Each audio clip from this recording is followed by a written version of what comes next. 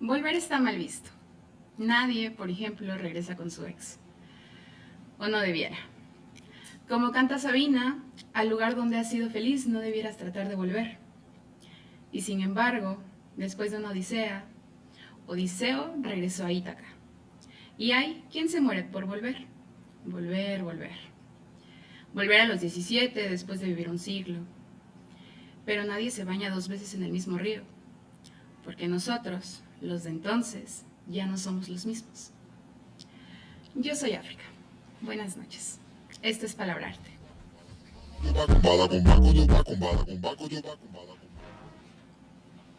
¿Cómo nace una revista literaria? ¿De qué está hecha realmente una revista? De papel, tinta, de poemas, de amistades. Octavio Paz dijo alguna vez que cuando un grupo de jóvenes escritores se juntan, quieren modificar el mundo, llegar al cielo, defender el infierno. Y lo único que se les ocurre es fundar una revista. Algo así ocurrió con Palabrarte. Hace más de 20 años, en la Casa de la Cultura Oaxaqueña, Jorge Orozco comenzó a impartir un taller de creación literaria. Lo que empezó como un taller terminó convirtiéndose en un grupo, en un colectivo que buscó una manera de expresarse.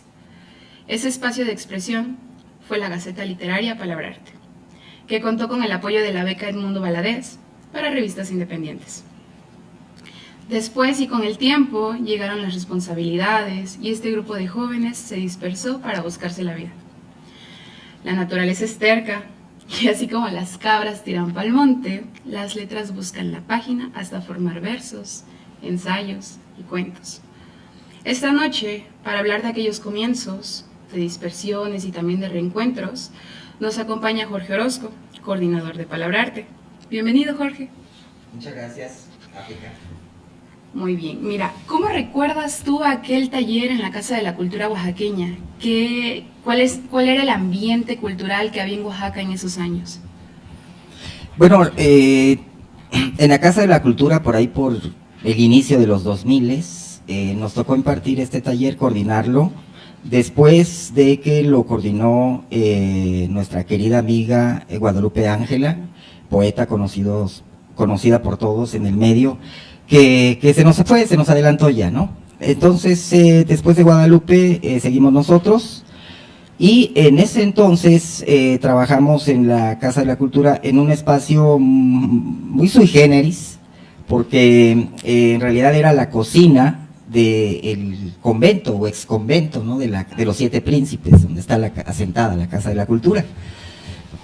Y esta cocina, pues con sus estufas, con sus, no sé, todo lo que tenía una cocina antigua, pues la verdad es que daba un ambiente muy cálido y también muy íntimo, porque al final, pues era como que un poquito escondido el espacio, ¿no? Ahí teníamos cerca, creo que a unos amigos de danza folclórica, nos hacían ruido de vez en cuando, pero no tanto, era muy agradable, la verdad era muy agradable. ¿Cómo era el ambiente cultural? No soy quien para decirlo de una manera muy objetiva, pero sí puedo decir que en términos generales, pues ya desde entonces, pues, por supuesto, la pintura en Oaxaca pues era de lo más importante en términos artísticos, en términos comerciales también. Toledo estaba en su apogeo, tenía múltiples proyectos ya encaminados, otros ya hechos. En el ámbito literario prevalecía digamos el bastión o una especie así de base formadora de escritores, que fue Cantera Verde, dirigida por el taller literario Cantera Verde, dirigido por el maestro Julio Ramírez. Y bueno, pues había tal vez alguno que otro taller por ahí y aparecimos nosotros ya con una propuesta que pues bueno, pues ya te la iré contando, ¿no? Poco a poco. Ok, y hace 20 años tengo entendido que hacer una gaceta independiente pues no era fácil. ¿Cómo la sacaron adelante? ¿Cómo sacan adelante Palabrarte? ¿Cómo consiguen el dinero? ¿Cómo la distribuyen? No fue fácil y no ha sido fácil, nunca será fácil tener una publicación o un proyecto literario, ¿no? ¿Qué ¿Qué hacíamos? Pues primero que nada tener claro cuál era nuestro proyecto, ¿no? Sí, primeramente difundir nuestro trabajo, promover la literatura, promover la lectura. Por cierto que después de este tema de la difusión de textos escritos por nosotros, lo fuimos pensando más como una especie de difusión de textos en general, ya como un pensamiento más editorial, digamos, de nuestra parte. Empezamos a llamarlo cultura literaria, y después nos adentramos más en el tema de la formación lectora, ¿no? Y entonces empezamos a trabajar la noción de cultura lectora.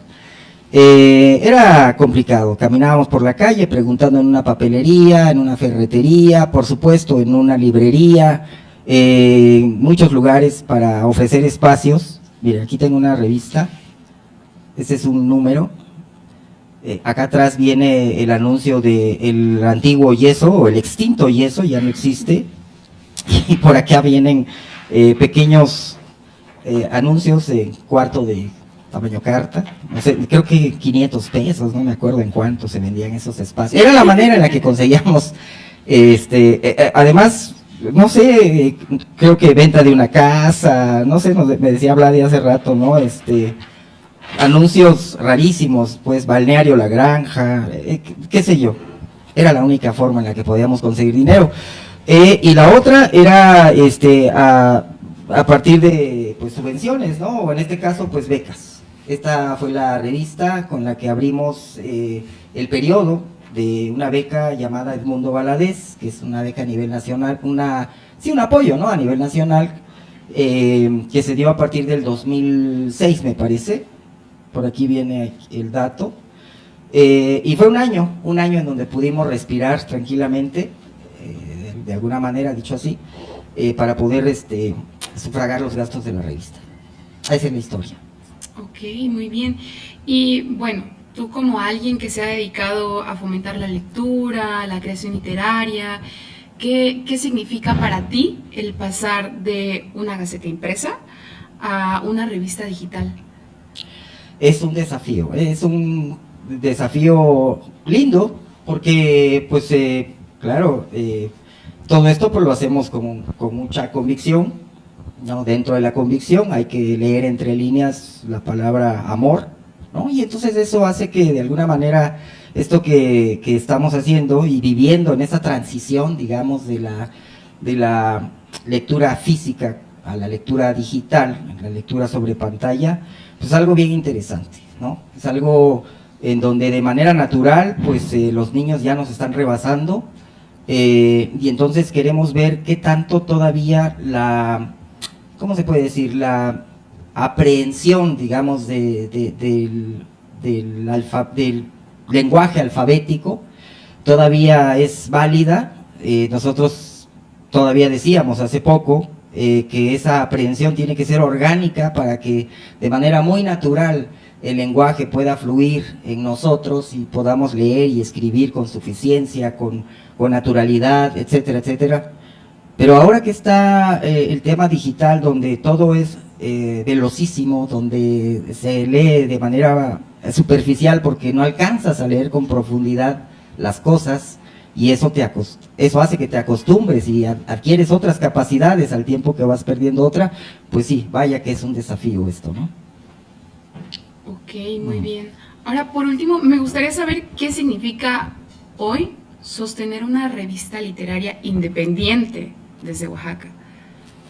Pues para nosotros es un paso muy importante porque hace algunos meses se acerca con nosotros el amigo Vladi, uno de los miembros fundadores del colectivo, y nos dice, oye, ¿por qué no seguimos con la revista, pero ahora le damos un giro, ¿no? Y nos metemos de lleno al tema digital, ¿no? Y como él es el que sabe de estas cosas, y por supuesto en este caso Joaquín y algunos otros más del colectivo, pues nos animamos y dijimos, bueno, vamos a entrarle. Entonces significa poder seguir contribuyendo a la formación lectora, a la cultura lectora, significa poder abrir espacios para nuevas plumas, nuevas voces, para también, por supuesto, sentirse honrados de que plumas ya consagradas puedan estar colaborando con nosotros y nada, pues continuar con este proyecto, ¿no? Este trabajo que para nosotros es muy divertido también. No quiero desestimarlo en un sentido nada más de decir, bueno, es un trabajo que no te deja nada, no te reditúa nada. No sé, vamos a ver qué tan sustentable lo podemos hacer, ¿no? Vamos a ofrecer cursos, vamos a ofrecer una serie de trabajos en donde podamos retribuir de alguna manera, ¿no? Lo que nosotros vamos ofreciendo. Muy bien. Bueno, muchísimas gracias, Jorge, por responder estas preguntas. Gracias a ti, Afri.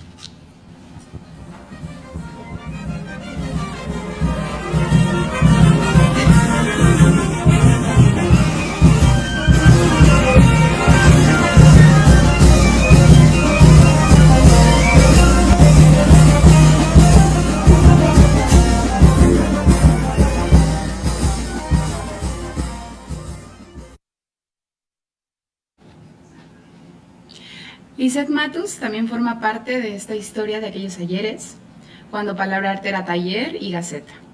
Esta noche va a tomar la palabra para poner en voz alta uno de los textos de esta revista. Lizeth, ¿te escuchamos? Eres fisura, Elena, en la cuna del mundo. La muerte mece tranquila la hamaca, donde acostumbras colgar tu cansancio. Eres temblor de agua que no se vence, mitad lluvia, mitad sequía, en la concavidad misma de la vida. Elena, deja de coser viejas costumbres, que el sol se encargue de lamer tu sangre. Libera a los gorriones que acostumbran dormir con tus espantos. Abre las ventanas del mar, Elena, para que las bestias se vuelvan peces. Fragmento de monólogo para Elena, de Mayra Jiménez, compañera del colectivo Palabra Arte.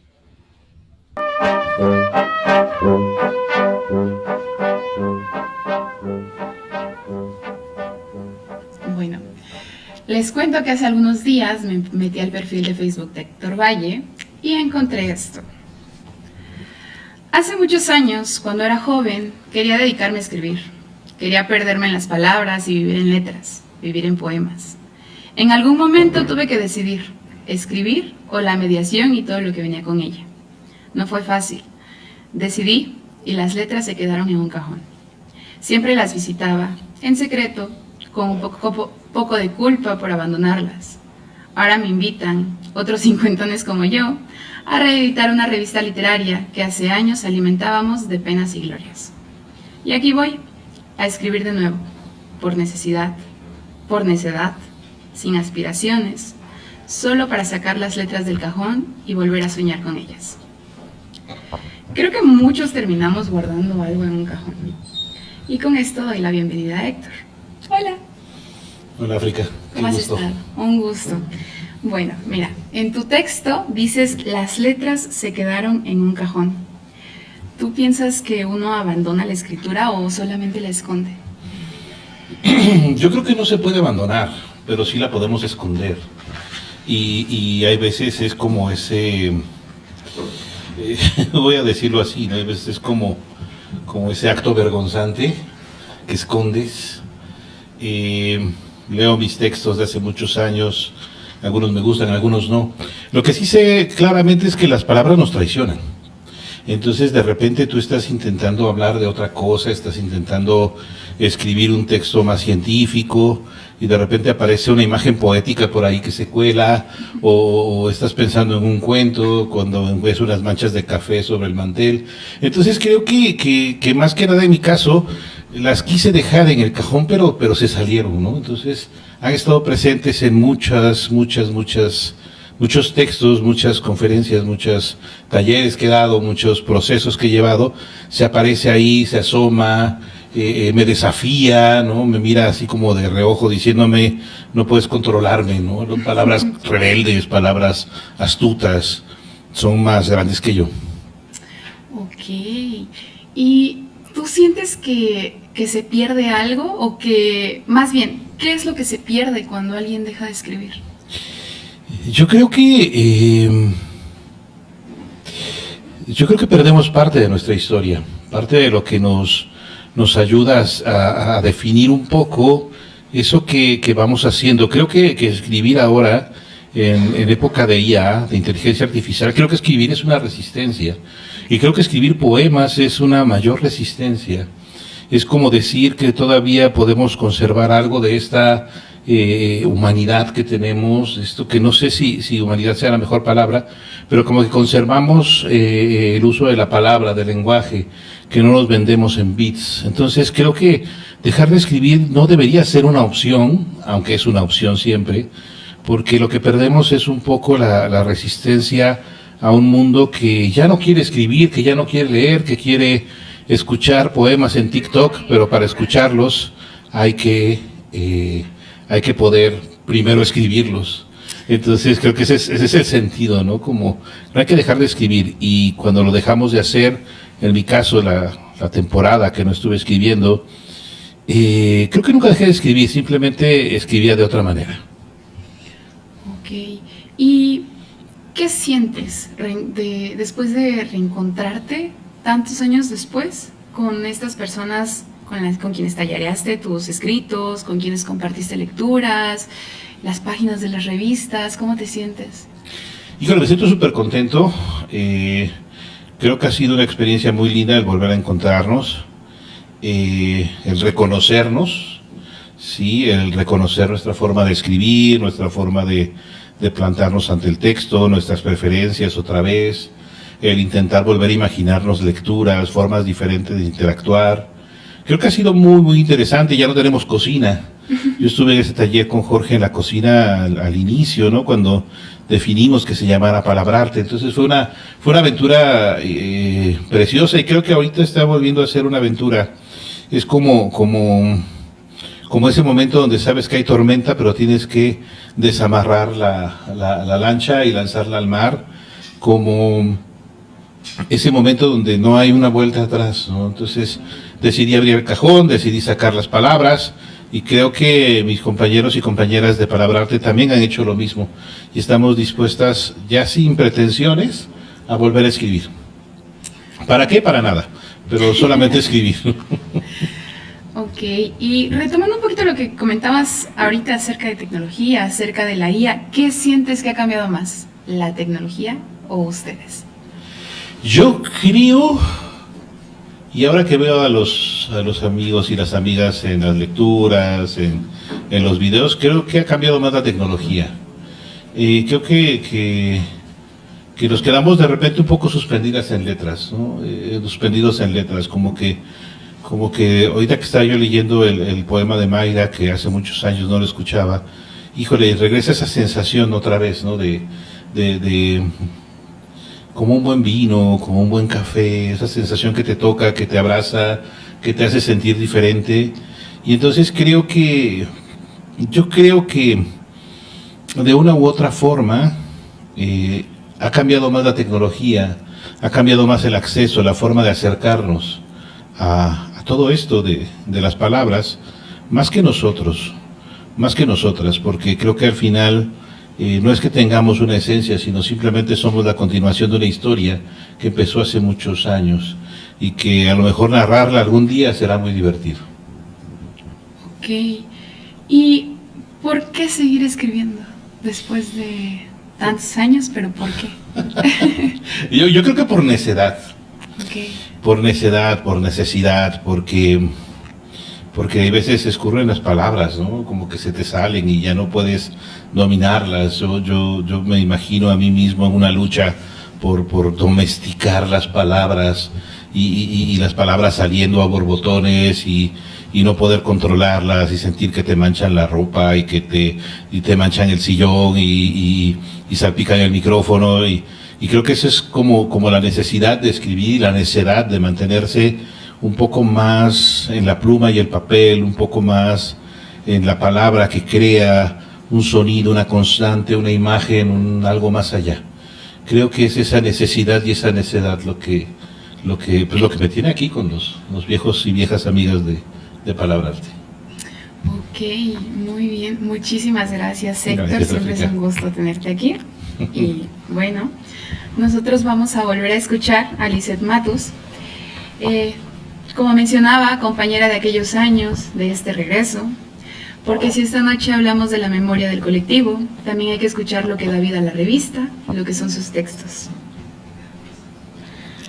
Antes de que se inventaran las piedras, las aves volaban a la altura de los sueños. Bastaba con alargar la mano para tocar las plumas del cielo. Ahora son otras las preocupaciones. El niño que tensa la resortera y vigila la curvatura de la piedra. También hay algo de ciencia en su ingenua vocación de arquero. Ramas de un árbol antiguo crecen en el umbral del siglo. En ese árbol, los pájaros vienen a contarnos sus caprichos, confabulación en la tarde, congregación de plumas en la rama y en el arco tenso del cielo. Fragmento del poema Decir un verso en el país de los pájaros de Mayra Jiménez. En los 2000, mientras el colectivo aprendía a cerrar la edición de la Gaceta a contrarreloj, a repartir ejemplares por cafés y espacios culturales de Oaxaca, la literatura ya empezaba a transitar del espacio físico al mundo virtual. En apenas 2 décadas, que 20 años no es nada, cambió el soporte, la velocidad, el modo de poner en circulación la literatura, pero el reto sigue siendo el mismo, que las palabras encuentren a alguien del otro lado para realizarse. Esta noche nos acompaña desde San Luis Potosí Daniel Zavala Medina. Él es ensayista, investigador y lector minucioso. Daniel obtuvo el Premio de Bellas Artes de Ensayo Literario José Revueltas por Soberbios Ojos de Tigre. Daniel, muchas gracias por acompañarnos. No, al contrario, muchas gracias por la invitación. Qué privilegio acompañarlas, acompañarlos. Muchísimo gusto, Daniel. Bueno, hace 20 años una revista precisaba el papel, imprenta y su distribución. Hoy pues implica el Internet, la pantalla y las redes. ¿Qué cambió realmente en la vida literaria? ¿Qué se ganó y quizá qué se perdió con el paso del papel a pues las pantallas? Eh, Creo que bueno, son tantas cosas, ¿no? Circular de un formato a otro. Qué bueno que podamos conservar ambas posibilidades, ¿no? De hecho, pues muchas publicaciones se presentan en los dos formatos, ¿no? Tanto el formato físico como el formato digital. Eh, yo con cierta frecuencia me acerco a algunas tiendas, a algunas librerías donde podemos eh, tocar, convivir con las revistas, con los libros y pues estarán de acuerdo que la sensación física de convivir con una revista, abrirla y percibir esos aromas del papel, de la tinta, pues nos llevan a épocas que de pronto, pues parece que están desapareciendo, pero bueno, desde hace muchos años se habla de que los formatos digitales, no solamente de las revistas, sino de los libros, implican quizás esa desaparición física, pero tantos años después, pues seguimos con los formatos físicos. Entonces, creo que es difícil que vayan a ser derrotados, que vaya a ser derrotada la literatura en su formato físico, ¿no? Eh, y una de las cosas que hemos ganado tiene que ver pues, con la posibilidad de proyectar las revistas y los libros de manera pues, globalizada en muchos casos, ¿no? Tu nombre es África y definitivamente me hace pensar en esta cuestión de que a través de los formatos digitales podemos llegar hasta África. Ok, y por ejemplo, ¿tú piensas que la publicación digital democratiza la literatura? ¿La está volviendo fugaz? Pues definitivamente la democratiza, la masifica, la hace llegar a un mayor número de personas. La fugacidad, pues yo creo que es parte de los riesgos del Internet, ¿no? Porque pues el Internet nos obliga o a o algunas generaciones las acostumbra a un tipo de lectura que ya más o menos mencionó, que se ha mencionado, que es este asunto de una velocidad muy rápida, ¿no? El famoso scroll. Sobre todo las generaciones más recientes no parecen estar muy dispuestas a detenerse a revisar durante varios minutos un texto, ¿no? Eh, yo digo, en la ficha de presentación no está tan claro el asunto de que soy profesor y una de las cosas que vivo en el día a día es pues esta situación de que los jóvenes en las aulas pues parecen tener cada vez menos paciencia para detenerse ante un libro y pues dedicarle el tiempo que nos exige una lectura, ¿no? Una lectura intensiva que sí implica sentarse y dedicarle media hora, una hora, 2 horas a la revisión de un texto. Entonces, pues creo que es una cuestión que tiene que ver con este fenómeno de que los jóvenes están aproximándose a la lectura pues a través de los dispositivos, ¿no? Mm, yo no sé si sea pertinente la cuestión de una anécdota. eh, Creo que los que hemos hablado en esta presentación, pues convivimos, por ejemplo, con diccionarios físicos que por lo menos para mí y en mi recuerdo era muy divertido porque si yo tomaba un diccionario para buscar alguna palabra, para mí resultaba muy divertido que en la búsqueda de esa palabra en un diccionario en formato físico me iba encontrando con otras palabras que no estaba buscando en ese momento precisamente, ¿no? Eh, entonces, la experiencia de hojear un diccionario en formato físico pues, era como vagar por una ciudad donde uno iba buscando un lugar y se perdía y descubría nuevos lugares. Eh, el asunto es que con los nuevos formatos tenemos que si yo le doy clic, si tecleo en la barra buscadora de Google una palabra, me va a llevar inmediatamente a esa palabra, me va a dar el significado y me voy a estar perdiendo pues, de esto que estoy describiendo, ¿no? La posibilidad de en un formato físico perderme hasta llegar a lo que estaba buscando. A lo mejor hasta de pronto se me olvida lo que estaba buscando, pero descubrí nuevas cosas. Lo mismo con un libro o con una revista en su presentación física, ¿no? Hojear una revista a lo mejor te lleva a encontrar una cosa que no estabas necesariamente buscando. Ok, y por ejemplo, la publicación digital, más bien, ¿qué puede aportar una revista independiente como para Palabrarte en medio de esta vorágine digital? Bueno, creo que de manera directa o indirecta, mis compañeros en esta presentación se refieren, cuando están hablando de Palabrarte, eh, de que hay una necesidad y hay un vacío.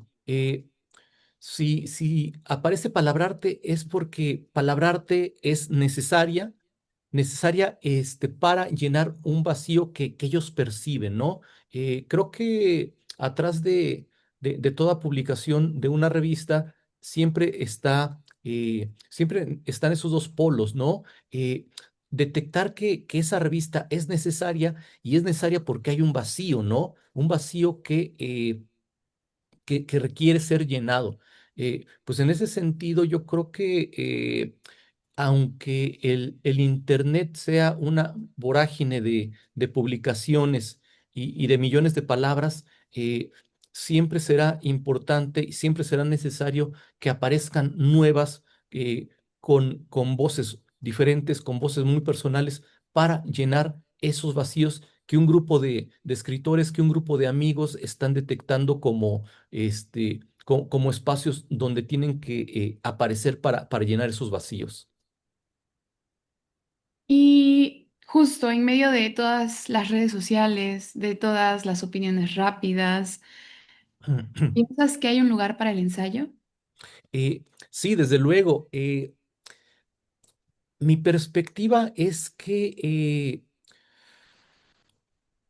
Una, digamos, frente a los géneros tradicionales de la literatura, los géneros ficcionales cada vez son más importantes, cada vez encontramos más a los géneros de no ficción, géneros que tienen que ver con justamente con la no ficción, con reflejar una realidad eh, eh,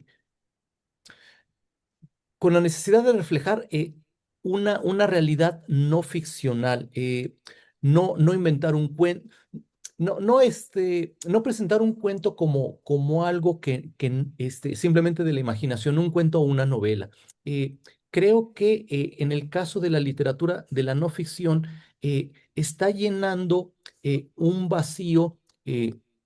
De información o una necesidad de hablarnos de la realidad de una manera mucho más directa, de las cosas que están pasando efectivamente, no algo que se quede simplemente en el mundo de la imaginación. Y creo que esto tiene que ver justamente también con la importancia que ha cobrado en los últimos años la literatura escrita por mujeres, mujeres que nos hablan de situaciones que se dan en la realidad y que tienen que ser presentadas y que tienen que ser denunciadas. En ese sentido, por eso creo que se han vuelto tan importantes géneros como la autoficción, donde se habla así de situaciones biográficas con un poco de elementos ficcionales, pero también tenemos eh, la enorme importancia que está cobrando el ensayo, ¿no? Eh, Comentaste hace un momento que yo estoy hablando desde San Luis Potosí, trabajo en la Universidad Autónoma de San Luis Potosí y hace unas semanas se le otorgó el doctorado honoris causa a Cristina Rivera Garza, una escritora mexicana importantísima que escribe literatura de ficción, pero también literatura de no ficción. Y uno de sus libros más importantes es El Invencible Verano de Liliana, donde ella pues se lanza a dar el testimonio acerca de el lamentabilísimo feminicidio que padeció su hermana Liliana Rivera Garza, y esto pues no lo hace echando mano de los géneros de la ficción, de la imaginación, sino de la no ficción. Y en ese libro encontramos que hay una mezcla de periodismo, pero también de ensayo y de reflexiones. Y en ese sentido, yo puedo decir con toda la convicción del mundo que efectivamente estos géneros de no ficción, donde está incluido el ensayo, son cada vez más visibles y más importantes. Ok, muchísimas gracias, Daniel. Un gusto tenerte a través de la distancia. Gracias por la Y, invitación. y bueno, también a través de la distancia recibimos un saludo de Jesús Gómez Morán, poeta, colaborador de este reenlazamiento y autor de uno de los textos publicados en Palabrarte.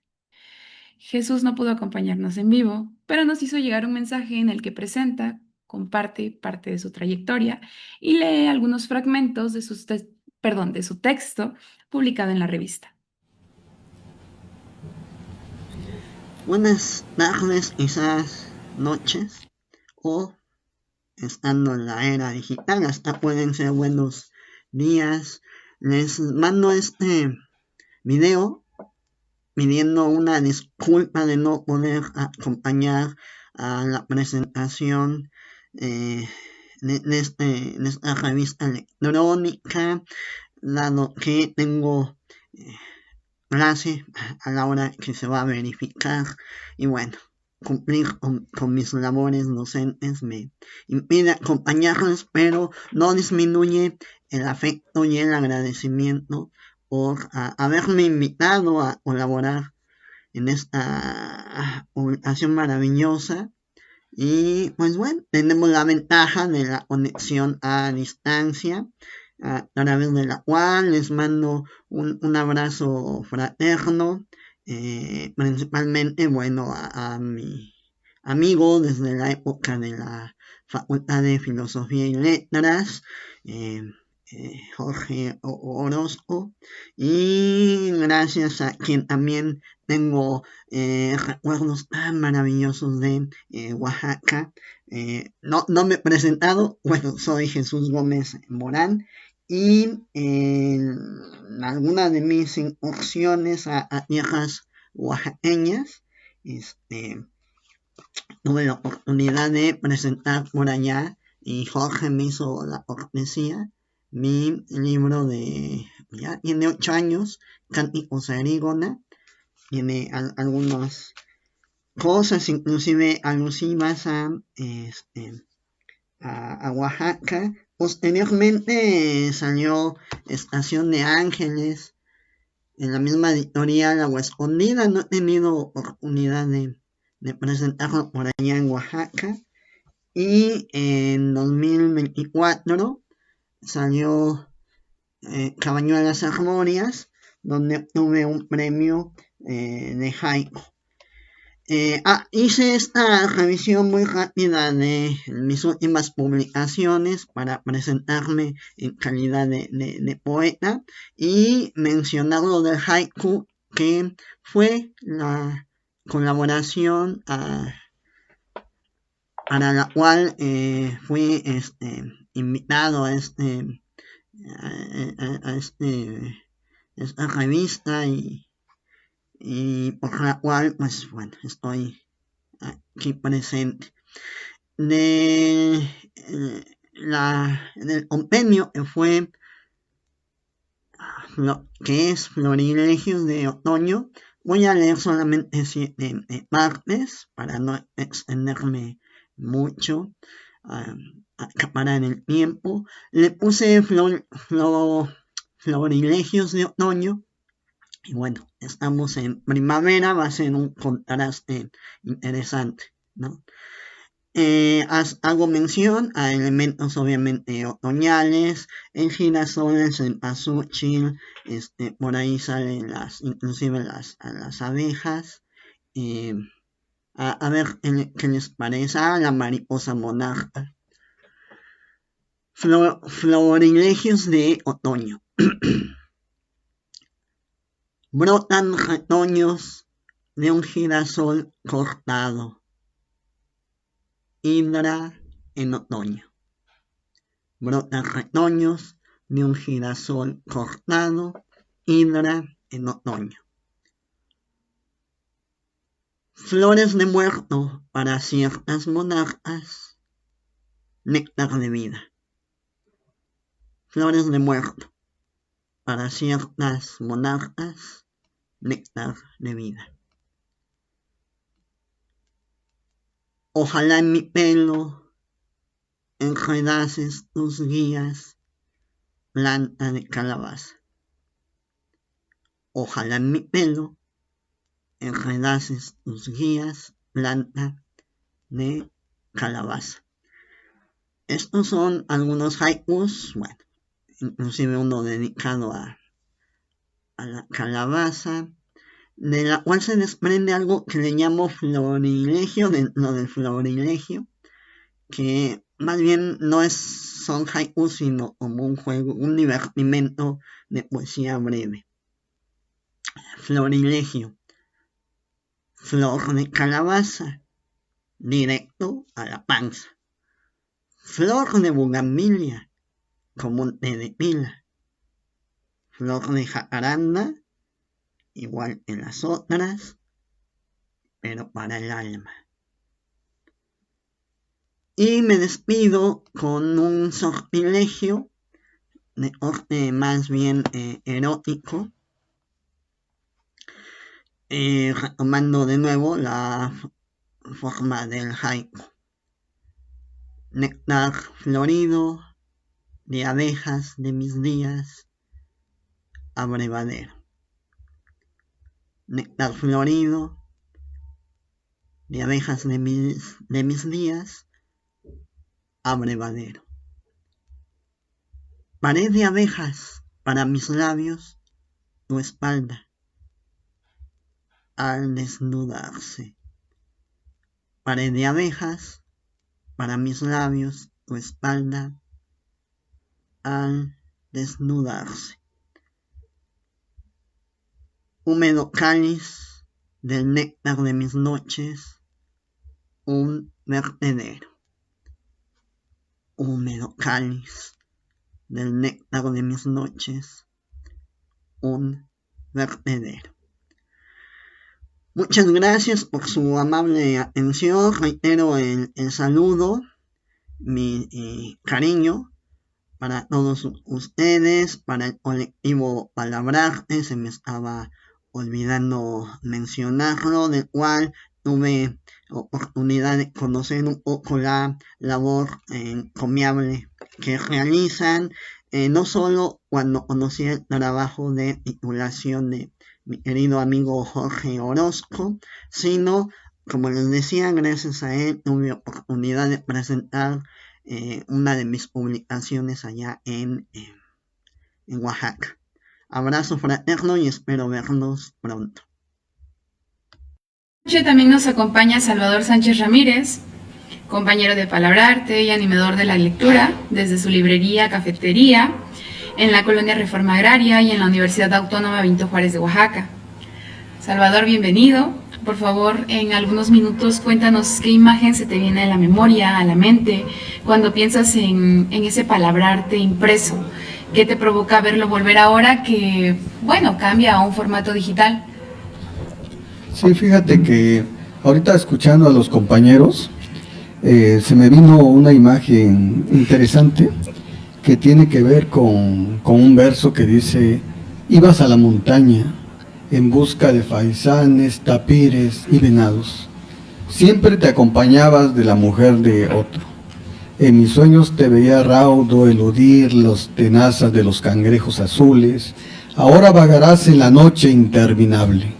Espero que te encuentres con los ojos de todos los animales que mataste. De Efraín Huerta. Fíjate que es un ambiente de nostalgia, de cariño, de familiaridad. Ahorita escuchando a los compañeros, la cocina, ese espacio mágico donde nos encontrábamos a sesionar sobre distintos temas de literatura. Y ahorita en la actualidad con el tema de la fundación de la Biblioteca Comunitaria BLOS, que tu servidor ahí estamos impulsando, yo creo que son resultados, son consecuencias del taller de Palabrarte. Yo creo que por ahí va esa imagen navegando, y el cauce, pues yo creo que no lo hemos de vislumbrar, es como un horizonte, ¿no? Algún día quizás nuestra barca llegue a algún puerto, o quizás sigamos navegando, ¿no? Y nosotros también como precursores del fomento a la lectoescritura, pues también somos a la vez los que vamos a mentores de las nuevas generaciones, ¿no? Y a su vez ese horizonte se amplía más y más, y cada vez nos vamos alejando un poco más, ¿no? Ok, bueno, este fue pues un testimonio, no sé si tengas algo más que decir, ¿qué te evoca esto? Sí, fíjate que fundamos una biblioteca comunitaria en la Reforma Agraria hace exactamente un año, y esa biblioteca pues es un espacio cultural al sur de la ciudad de Oaxaca, a la que todos pueden acceder. Ahorita entre las vivencias que hemos tenido, por ejemplo, hoy se acerca un padre de familia y nos dice: pero es que necesitamos un espacio para que nuestros hijos puedan venir a estudiar, a especializarse un poco más en las materias. Y les dije: con todo gusto, el espacio es comunitario, pueden venir, pueden acudir. Y de pronto estos nuevos usuarios pues toman la biblioteca como si fuera un espacio, un salón de clases, ¿no? Como si fuera un lugar propio de ellos. Y yo creo que ese es el sentido de la comunidad dentro de la biblioteca de la Reforma Agraria. Y fíjate otra cosa, Borges decía, ¿no?, que una biblioteca es como una esfera, ¿no?, cuyo centro está en todos lados y cuyo perímetro nunca se encuentra en ningún lado, ¿no? Entonces yo creo que los espacios culturales tienen que tener un nuevo auge, ¿no? Tienen que revivir otra vez, y tener una biblioteca en físico, pues es como una dicotomía con lo que nosotros estamos habituados a encontrar en la actualidad en la calle, ¿no? Vamos caminando en la avenida y de repente pues encontramos una tienda, ¿no? Encontramos un café, un bar, encontramos muchas expresiones, pero encontrar una biblioteca y toparse con una es como salirse ya del sentido, ¿no? Y volver a reencaminarnos en el tema de, pues más que nada de la lectura, ¿no? De ese viaje sin fin que nos lleva a conocer muchas cosas. Yo quisiera, por ejemplo, comentarte que por el año del 2005, un día me encontraba yo perdido en la ciudad de Oaxaca. Le digo a un policía, oiga, ¿me puede usted decir dónde se encuentra la Casa de la Cultura Oaxaqueña? Y me dice el policía, oiga, ¿pero qué no conoce usted? La verdad no sé su ubicación. Mire, camine 15 cuadras hacia el este, dé vuelta hacia el norte y va a caminar 2 cuadras hacia el este y ahí va a estar la Casa de la Cultura, ¿no? Dije, oye, pues qué fácil me la planteó, ¿no? Después de caminar, perderme, extraviarme, luchar contra perros, contra peatones, camiones, hacer muchas cosas, al fin llegué a la Casa de la Cultura. Claro, pregunté más veces, ¿no? Y todos me daban otro lugar, ¿no? Y de repente llego a la Casa de la Cultura y pregunto, ¿dónde se encuentra el taller de literatura? Porque era el espacio que buscaba. Y de repente me dicen, mire, está al fondo de la Casa de la Cultura, pero vengas en la tarde a las 5, porque ahorita no están sesionando a las 5. Llego a las 5 de la tarde, otra vez perdido, a las instalaciones, me dejan entrar, me pasan a una área donde había muchos instrumentos musicales, pianos, instrumentos de viento, danza.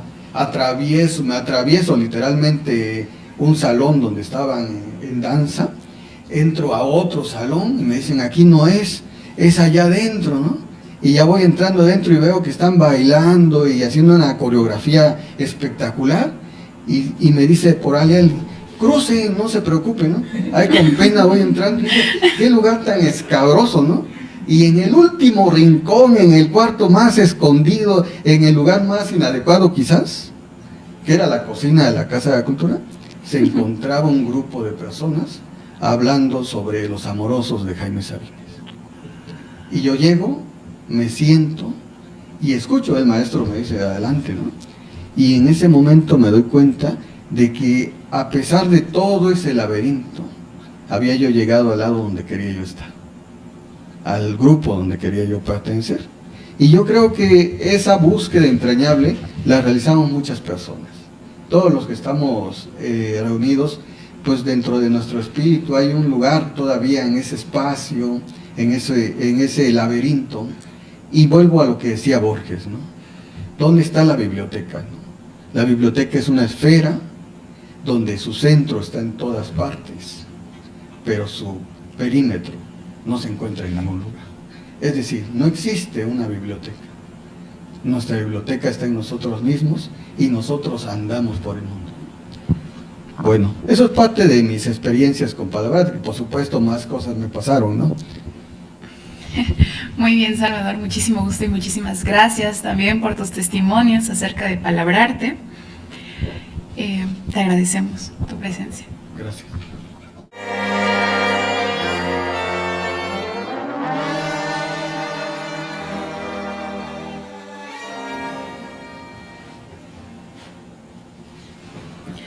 Para que las palabras luzcan, la revista necesita vestirse para salir a la calle, para pasearse en la web. En este relanzamiento de Palabrarte, los textos publicados dialogan con la obra del ilustrador y diseñador oaxaqueño, por supuesto, Manuel Barrón, creador de proyectos visuales como Hecho en Oaxaca. Sus imágenes acompañan esta primera entrega digital de Palabrarte y abren una conversación entre la literatura y las artes visuales. Una conversación que más adelante seguirá creciendo con otras miradas y, claro, otros artistas. Mucho gusto, Manuel, bienvenido. Gracias, Enrique. Bueno, tu obra acompaña los textos con los que Palabrarte vuelve a circular, ahora de forma digital. Más que ilustrarlos literalmente, tus imágenes crean una atmósfera e invitan a leer los poemas, relatos y ensayos. ¿Cómo conversan para ti las artes visuales y la literatura? Ok, antes que nada, ahorita que me encuentro con ustedes, me siento un poco nervioso porque yo me comunico con imágenes y ustedes con palabras. Entonces espero ser claro en lo que me estás preguntando. Y bueno,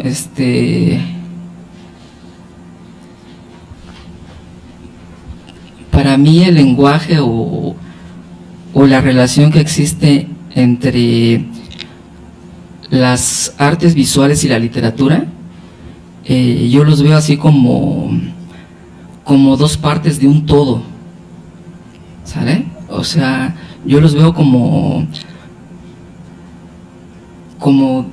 si fueran complementarios, ya que al leer un texto, un poema o una poesía, la mente va generando las imágenes y de forma recíproca, al ver una obra de arte, uno crea una historia, un diálogo. A lo que quiero llegar es que para mí esas dos partes, el lenguaje que los une son las emociones, ese hilo conductor muy invisible, lo genera las emociones. Para mí es eso. Ok, No sé si me expliqué. No, claro, es muy interesante la forma en la que creas la imagen también para poder explicarte. Okay. Y, por ejemplo, si tus ilustraciones fueran literatura, ¿qué consideras que serían? Quizá un poema, un cuento o un ensayo de largo aliento. Definitivamente un poema visual. Cuando yo genero una pieza, una obra,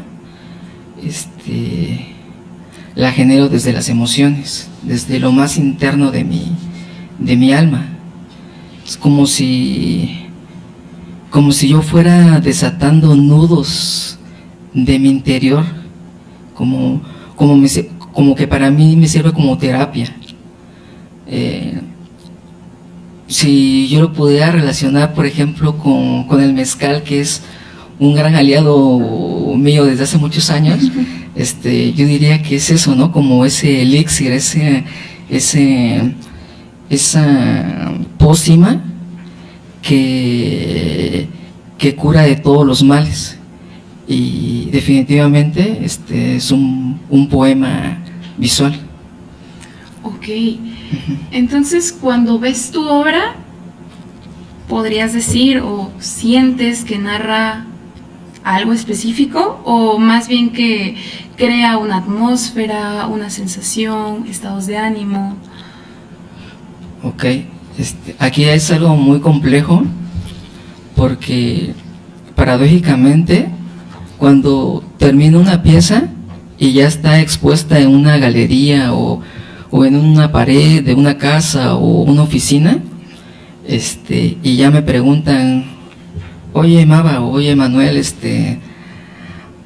¿me puedes explicar qué significa esto o cómo hiciste esto?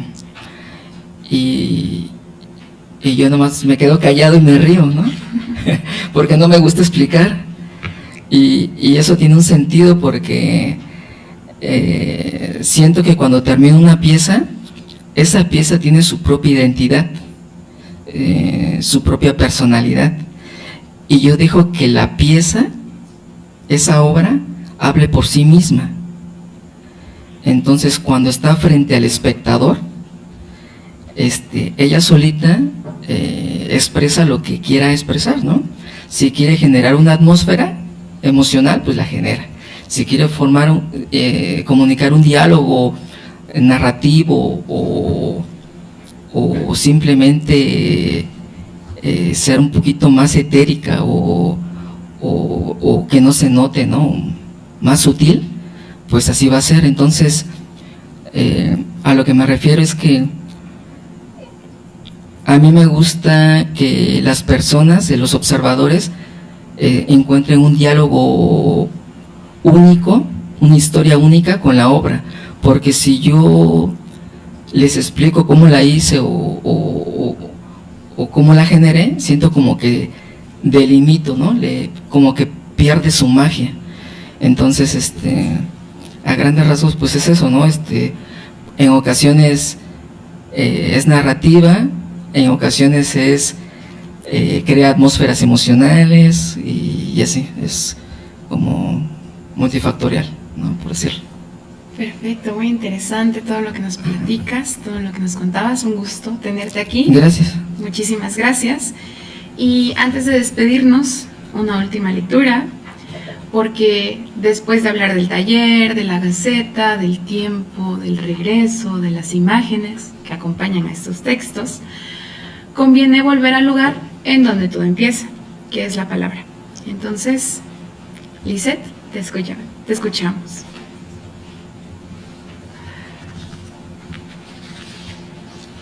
Dejemos por un momento estático al pájaro en la cortesía de su vuelo.